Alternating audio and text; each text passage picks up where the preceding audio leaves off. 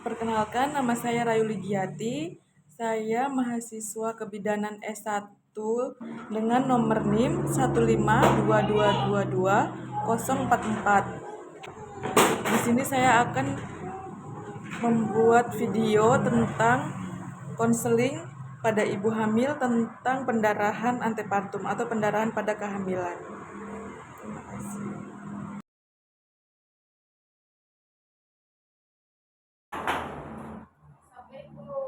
Waalaikumsalam. Silakan masuk, Bu. Silakan duduk situ ya, Bu ya.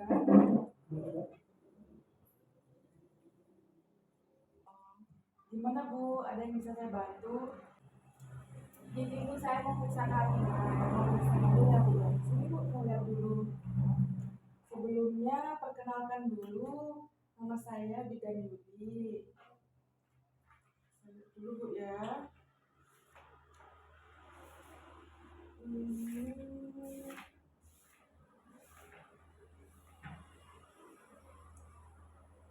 Ibu sudah hamil 31 minggu ya, sekitar jalan 8 bulan ini. Sekarang ada keluhannya, Bu? Nggak ada keluhan, cuma sekarang sering kencing saja. Oh, sering kencing. Iya, memang normal itu, Bu, karena kan semakin besar bayinya ibu yang di dalam, jadi dia semakin menekan kantong kencingnya ibu. Jadi itu yang bikin ibu sering kencing. Apalagi nanti kalau sudah mendekati 9 bulan, itu lebih sering kencing lagi tuh.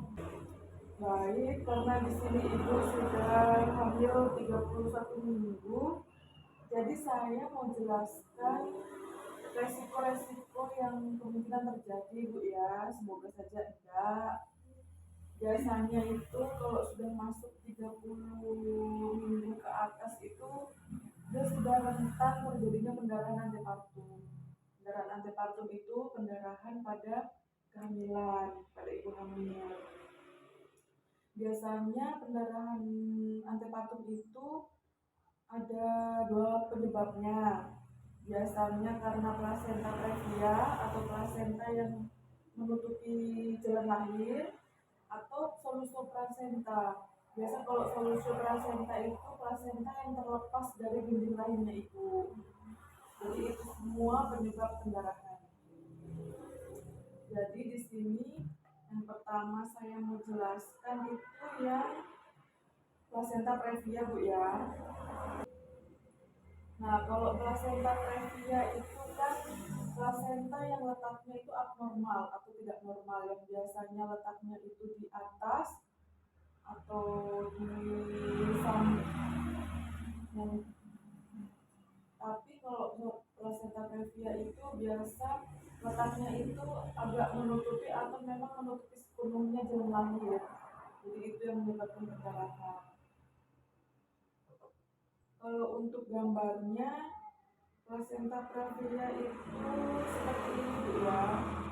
Nah, ini plasenta yang normal itu kan begini. Plasenta normal itu kan di atas, Bu ya. Nah, kalau plasenta previa yang tersier itu dia di plasentanya ini di samping bawah sini. Jadi dia agak masuk di jalan lahir. Makanya ini ada pendarahan. Nah, terus kalau yang plasenta previa total, dia plasentanya menutupi penuh ini, Bu. Jadi ini plasentanya ini menutupi jalan lahir, makanya itu yang bisa bikin pendarahan.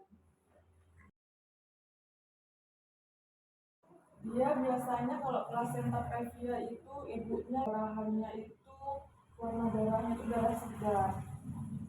Selama ini ibu sudah pernah USG? Belum ya. Nanti ibu USG dulu ya supaya untuk mengetahui pastinya plasentanya ibu itu di bagian mana letaknya. Nah, biasanya faktor yang menyebabkan plasenta previa itu yang pertama karena faktor multiparitas, umurnya ibu, terus uterus sikatrik, rokok, riwayat minum, dan kelainan plasenta. Kalau tanda-tandanya plasenta previa, biasanya ibu itu pendarahan, tiba-tiba tuh terjadi pendarahan. Nah terus pendarahannya itu tanpa rasa nyeri.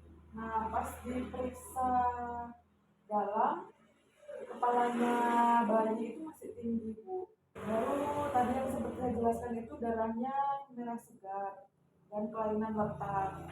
Itu biasanya tandanya kalau plasenta previa.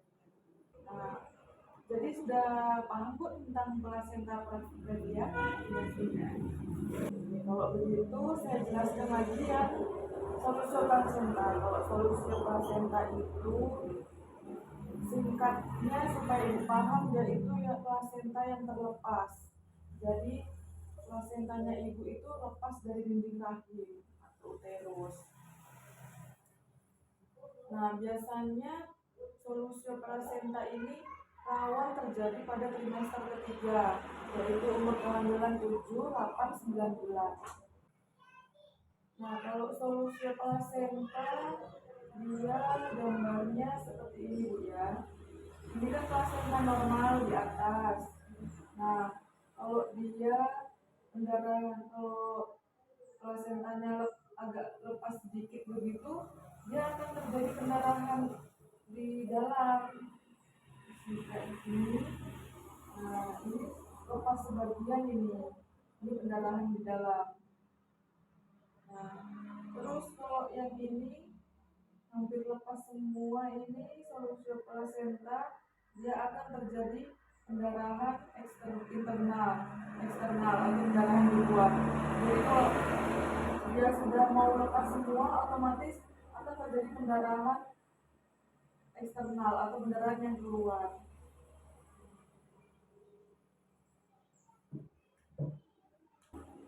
Nah kalau untuk faktor penyebabnya, solusi plasenta itu biasanya terjadi trauma, terus tanda pendek, terus dekompresi uterus mendadak, tumor uterus, atau hipertensi kronis, dan dia itu biasa karena tekanan pada vena cava inferior akibat uterus yang besar. Itu semua faktor penyebab solusi plasenta. Nah, tadi kan penyebabnya ya Bu ya. Kalau untuk tanda-tandanya solusi plasenta itu, kalau yang pertama tadi plasenta previa kan ibu pendarahan tapi tidak sakit. Nah, kalau yang plasenta nyeri, nah ibu mengalaminya sakit. Kemudian rahim itu keras seperti papan karena disebabkan oleh tumpukan darah yang terkumpul di belakang plasenta. Jadinya rahim itu menegang. Jadi kita kalau mau palpasi itu agak kesulitan kalau untuk solusi plasenta. Nah, jadi kalau seandainya ibu mengalami tanda gejala yang saya jelaskan tadi, pokoknya kalau ada kayak yang pendarahan, ibu mengalami pendarahan begitu, segera ibu datang ke fasilitas kesehatan Bu ya, ke klinik atau ke puskesmas. Kalau bisa, kalau dekat dengan rumah sakit bisa langsung ke rumah sakit. Baik, kalau gitu ibu sudah paham yang saya jelaskan tadi? Sudah. Kalau gitu kita lanjut ke pemeriksaan Bu ya. Mari ayo masuk di kamar, saya periksa dulu.